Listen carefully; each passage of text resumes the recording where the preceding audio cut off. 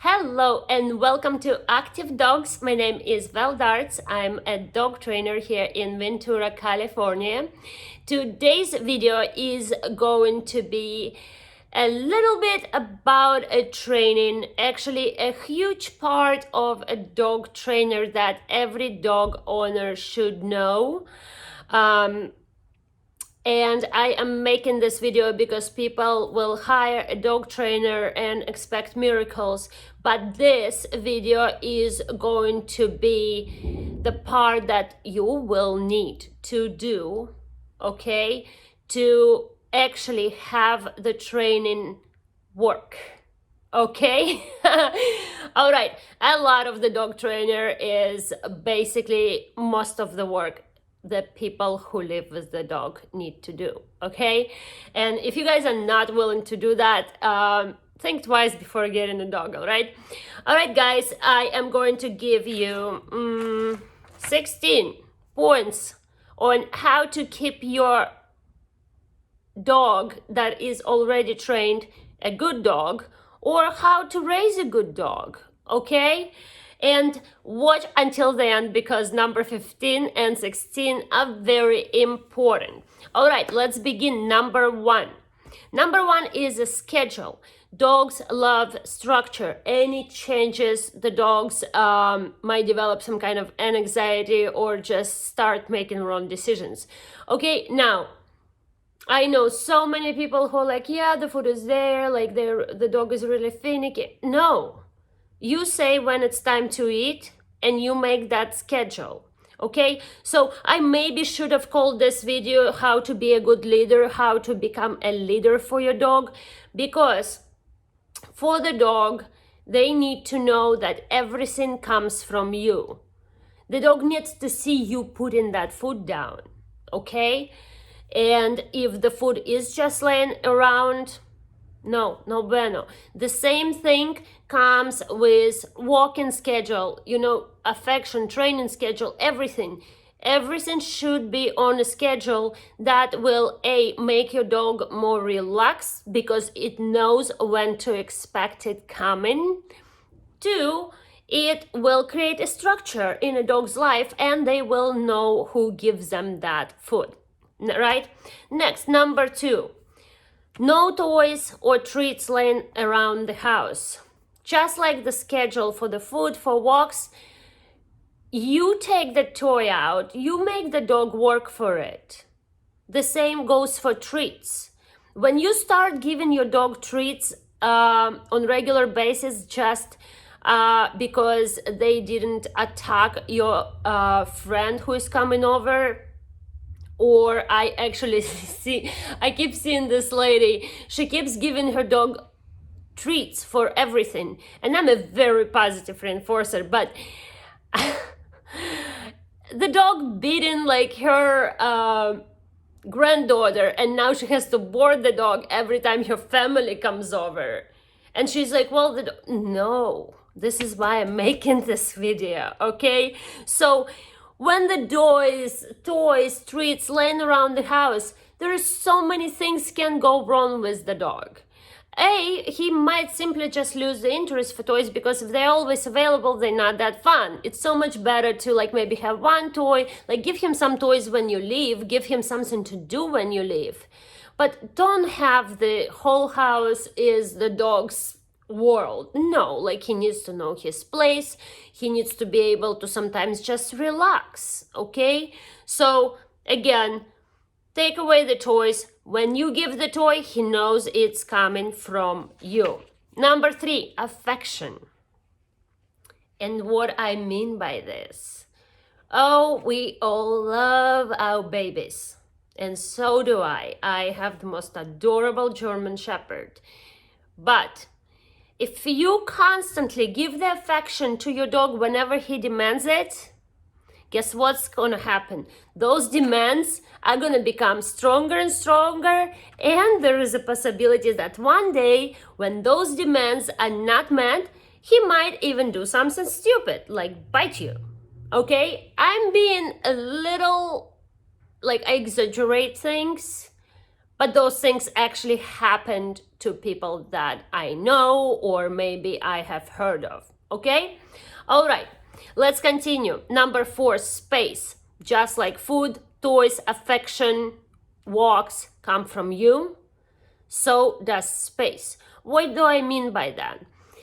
I mean that the dog doesn't just get wander around whenever he wants. I don't know if you notice, sometimes you'll come back from walk and the dog is just standing there and looking at you. Well, give him a command. Okay? Give him a command and,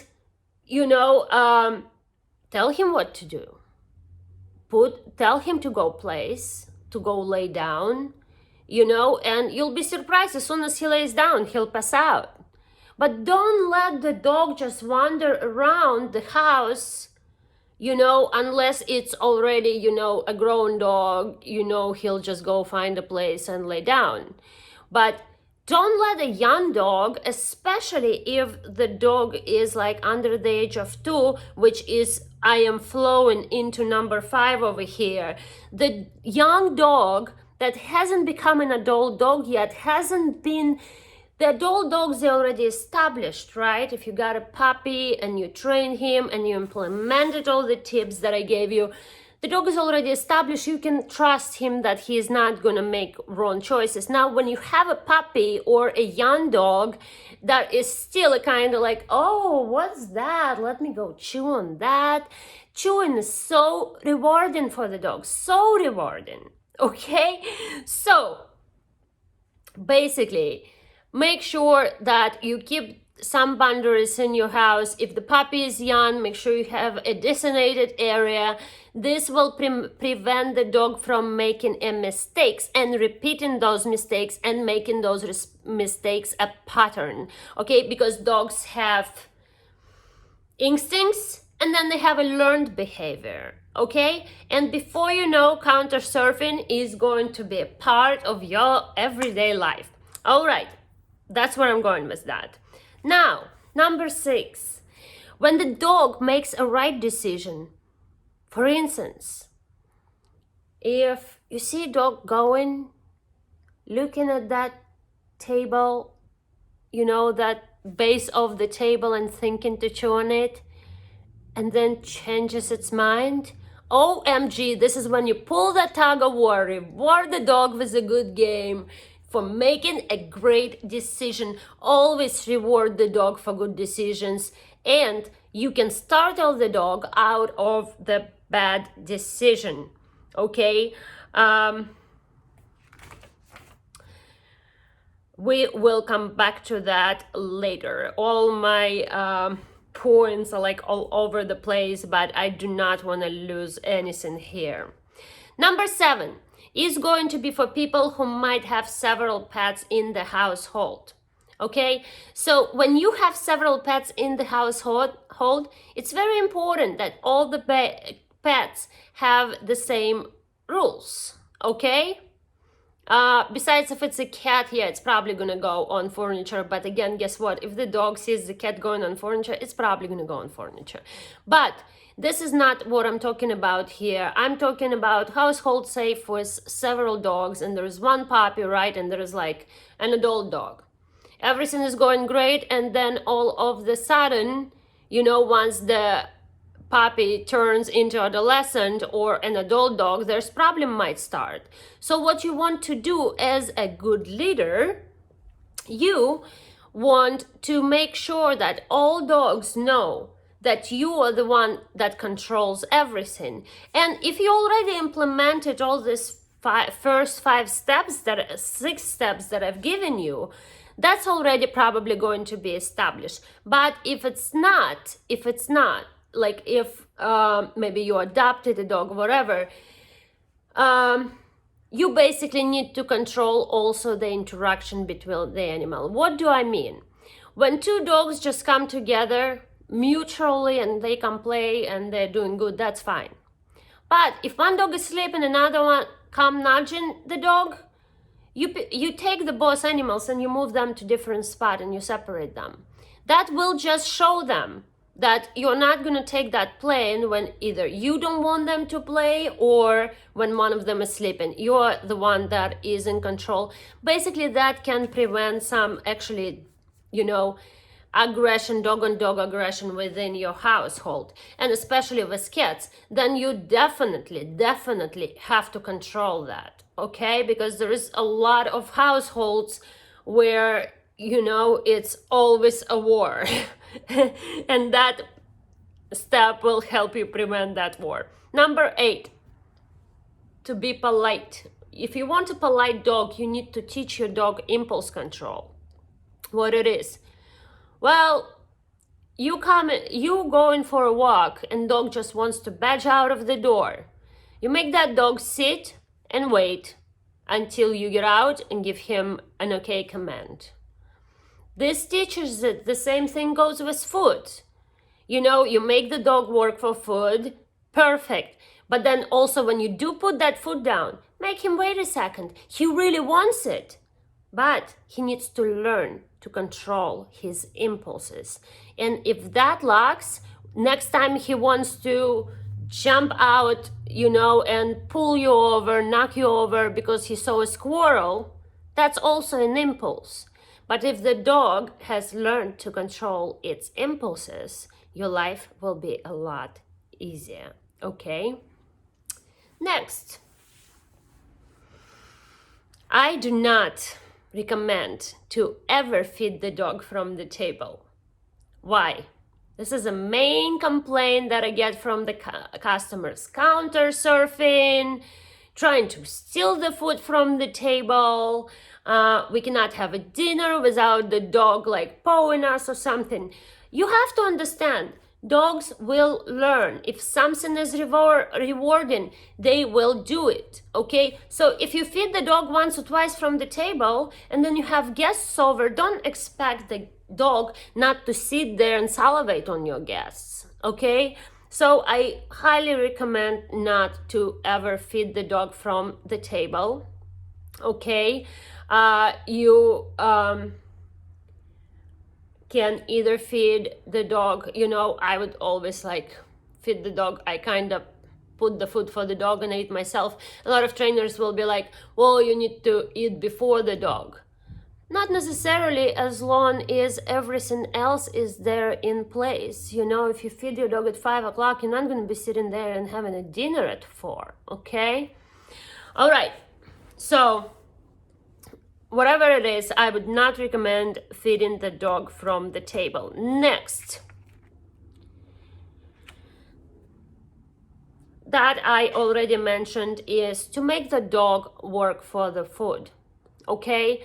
Making the dog work for the food. And if your dog really doesn't pay attention to you, doesn't give a damn, excuse my language, about your commands, guess what? Make that whole dinner a training session. The dog will develop so much more respect to you, okay? And also making him wait when you do put the food down. That will set all the boundaries. You won't really have to knock your dog down and sit on him. That is such a common advice, and I used to think that was the way to roll, and I really don't think that's necessarily okay. Now, jumping on people should never be rewarded, okay? Why? Because if you live alone or if you're young, whatever, you might kind of like your dog jumping up on you, but what happens when you have kids? Or what happens when you have visitors who will not tolerate it? Also, elderly people and kids can be really injured by a large dog jumping on them. So I would train that out right away, okay? You reward the dog for not jumping, you put the dog in a timeout for jumping, or completely ignore it. And remember that any tension is attention. What dog does when it jumps, it wants your attention, right? This is when you take it away. When you start saying, no, whatever, start scolding the dog, that's attention too. They just want attention, even if it's bad attention, believe it or not. Next, number 12. Do not shower your dog with constant affection. Do not tell your dog about your day at work. We all have those days when you just like want to be all over your dog, and it's fine. But if instead of taking a dog for a long walk in the morning and at night, you will come and cuddle that dog. The dog doesn't get enough exercise, he doesn't get enough training, but then you come and give that, well, that's not going to do any good for you. Also, if you constantly chatter into your dog, what's going to happen? He is not, first of all, he doesn't really understand what you say. Like, he understands the intonation, but he doesn't understand exactly what you say. So it just becomes like, he becomes desensitized to it.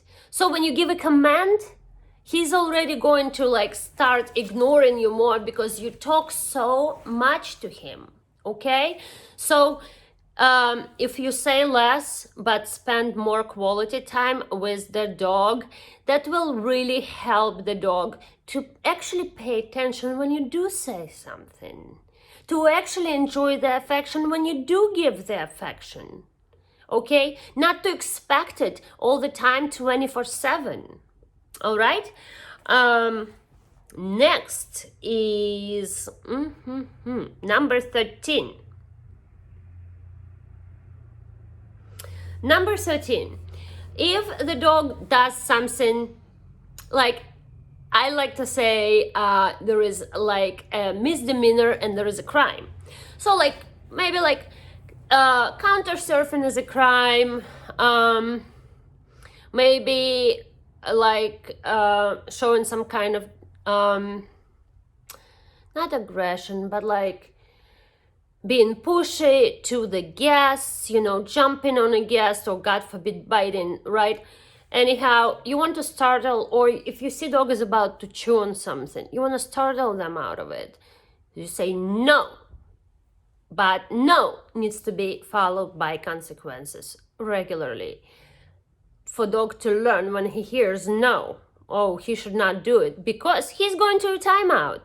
And about the timeout, when you time out, be careful, think of the timeout place, because if your dog is crate trained and you train your dog to love the crate, that's probably not a place to time out your dog, because you do not want to associate his safe place with a timeout place. Okay? Some people might disagree on that point, and it's okay. Number 14.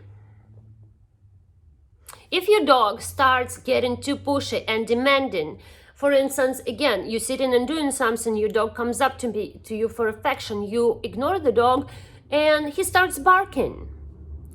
So or if the dog, sometimes when you give too much affection to the dog, and I will say that because that is my case with my dog, he becomes like anxious and he like always wants this attention now. Otherwise, he's all nervous and stressed out. It's a good idea to really lower the affection, and sometimes dogs will get jealous, possessive. That will fix a lot of issues, minor issues, you know, but issues that can grow into large issues.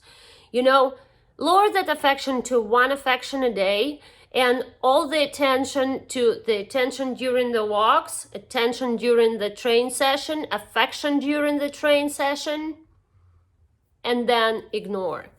If you do it for a couple of weeks, you will be amazed at the change that happens in your dog, okay? Dogs learn very fast, you know.